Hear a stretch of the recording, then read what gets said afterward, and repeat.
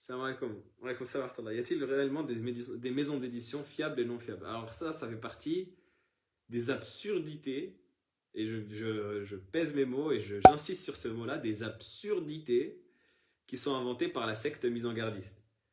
Mettre en garde contre des maisons d'édition, mettre en garde contre des commerces, mettre en garde contre des restaurants. On n'est même plus dans le sujet des savants du hadith. Là. Les savants du hadith ont déjà mis en garde contre des noussakh ou des... Bon, des noussakh à la limite, peut-être individuellement encore, s'il n'est pas fiable. Mais contre des structures, c'est vraiment l'extrapolation. On va mettre en garde contre des jardiniers, on va mettre en garde contre... C'est vraiment catastrophique. C'est une invention qui est effroyable. Donc il n'y a pas de maison d'édition fiable ou pas fiable. Il y a des maisons d'édition qui sont sérieuses et d'autres qui ne sont pas sérieuses, peut-être, oui. Dans le sens où il y a des maisons d'édition qui travaillent bien et il y en a d'autres qui travaillent mal, qui publient par exemple des livres qui ne sont pas travaillés, qui sont bâclés. Mais de dire telle maison d'édition, on met en garde contre elle et on n'achète pas de leurs livres, ça ne veut rien dire. C'est totalement absurde. D'ailleurs, même un livre, on ne met pas en garde contre ce livre-là, sauf si il y a un contenu qui est vraiment dangereux dans ce livre-là. Mais sinon, comme les savants ils le disent, il n'y a pas un livre dans lequel il ne peut pas y avoir d'erreur. Par définition, il y a des erreurs, les savants font des erreurs lorsqu'ils écrivent, c'est normal de faire une erreur. C'est logique qu'on fasse des erreurs, qu'on oublie, peut-être qu'on dit une chose et on dit le contraire par la suite.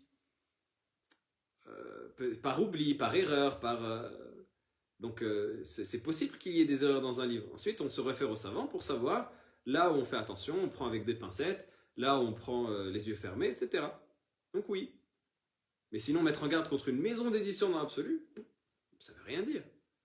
Ça ne veut rien dire. Et c'est totalement absurde, comme on disait. À nouveau, par exemple, dans le monde de l'édition... D'ailleurs, dans le monde de l'édition arabe, la question, elle ne se pose pas. En tout cas, c'est très rare et c'est risible. Mais dans le monde de l'édition arabe, par exemple, l'édition Dar al-Kutub al-Ilmiya, elle est connue pour être très peu sérieuse. Mais pour autant, on trouve chez des savants des livres de la maison d'édition Dar al-Kutub al-Ilmiya, qui est une maison d'édition libanaise qui est très peu sérieuse, qui bâcle le travail de ses livres. Souvent, c'est des livres qui sont truffés d'erreurs, de phrases mal recopiées, etc.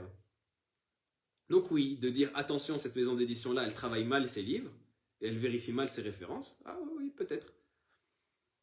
Mais mettre en garde pour des positions dogmatiques ou parce qu'il a publié tel livre de telle personne contre qui je mets en garde, donc par capillarité, on va mettre en garde contre lui, c'est totalement idiot.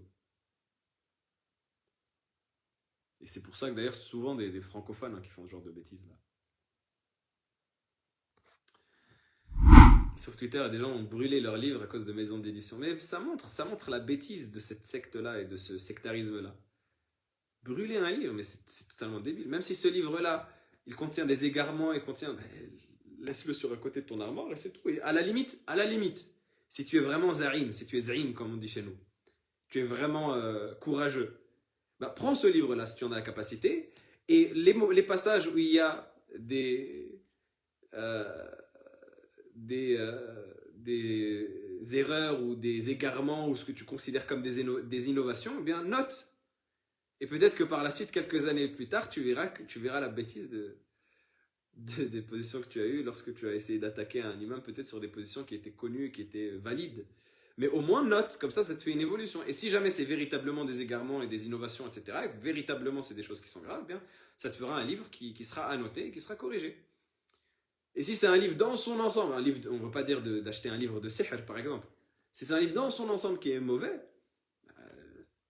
ne l'achète pas. Mais je parle de cela parce que souvent ce n'est pas le cas. Souvent la chose qui se passe, c'est des livres dans lesquels il y a un contenu qui est acceptable.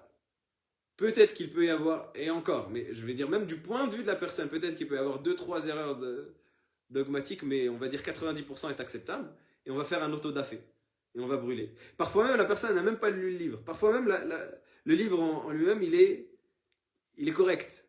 Mais c'est juste la maison d'édition qui pose problème, entre guillemets. Le nom de la maison d'édition, Dar, je sais pas quoi. qui pose problème. Alors que le livre en lui-même est correct, ben on va le brûler. Pourquoi? C'est vraiment de la bêtise pure et du sectarisme dans son plus grand cru.